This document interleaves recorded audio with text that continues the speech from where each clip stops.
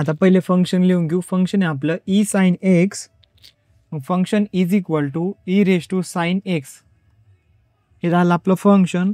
आपलं initial limit आहे x0 is equal to 0 आणि फायनल लिमिट आहे आपलं xn is equal to x/2. हे जर आपलं फायनल लिमिट. याला जर सॉल्व करून घेतलं तर व्हॅल्यू येईल आपली 1.571. याच्यानंतर सी आणि डीचे व्हॅल्यू काढू. तर सी आणि डीच्या व्हॅल्यूसाठी C is equal to xn minus x0 divide by 2 is equal to xn ची value 1.571 minus 0 divide by 2 is equal to 0.7855 आणि डी ची value D is equal to xn plus x0 divide by 2 is equal to xn ची value 1.571 minus plus 0 divide by 2 is equal to 0.7855. आता next आहे. आता x1 x2 आणि x3 ची value find करायच्या. मग x1 is equal to C multiply by into the root 3 divide by 5 plus D.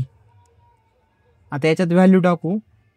C ची value 0.7855 into the bracket cube root 3 divide by 5 plus D ची value 0.7855.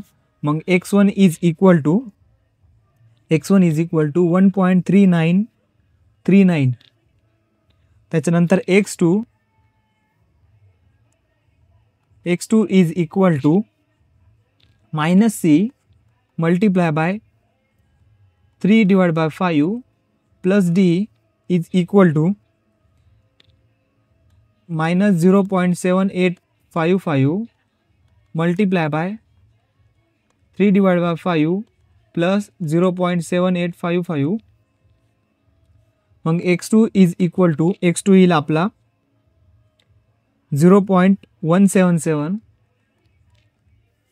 मग आता x2 झाला x3 is equal to C multiply by 0 plus D is equal to C ची value 0.7855 multiply by 0 plus D ची value 0.7855 is equal to 0 multiply by 7855 0. मग remaining 0.7855 x3 ची value. आता याच्यावरून y1 y2 आणि y3 च्या value find करायच्या. मग पहिले y साठी आपलं हे काय आहे फंक्शन काय y is equal to f of x. Function लिहून घेऊ e raise to sine x. याच्यामध्ये फक्त आता x ची व्हॅल्यू पुट करायची. मग y1 साठी y1 is equal to e raise to sine x1 is equal to e sine x1. x1 ची व्हॅल्यू आहे आपली 1.3939 is equal to y1 is equal to 2.6762. y2 is equal to e raise to sine x2 is equal to e sine. आता x2 ची value 0.177 is equal to 1.1925. आता y3 is equal to e raise to sine x3 is equal to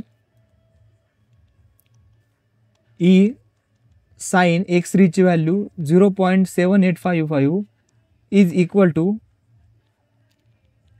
2.0282.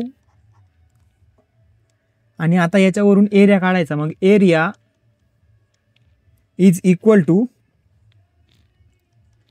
5 divide by 9 multiply by y1 plus 8 divide by 9 multiply by y3 plus 5 divide by 9 multiply by y2. तर या फॉर्म्युल्यामध्ये value टाकू. 5 divide by 9 y1 ची value 2.6762 plus 8 divide by 9 y2 ची value y3 ची value 2.0282 plus 5 divide by 9 multiply by y2 ची value 1.1925 is equal to कॅल्सिट टाकलं, area भेटला आपल्याला. Area is equal to 3.9522. आता याच्यावरून आणखी एक एरिया काढायचा. आता एरिया फायनल काढायचा आपल्याला. हा झाला एरिया.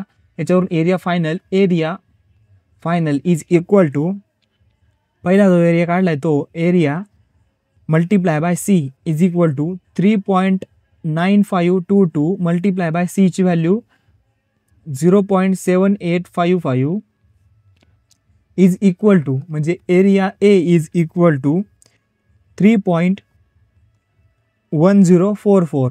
आता ही व्हॅल्यू फक्त इक्वेशनमध्ये पुट करायची आपल्या फंक्शनमध्ये. मग A is equal to pi divide by 2 आणि 0 e raise to sine X is equal to D X राहिला. Sine X D X is equal to 3.1044. हे झालं आपला आन्सर.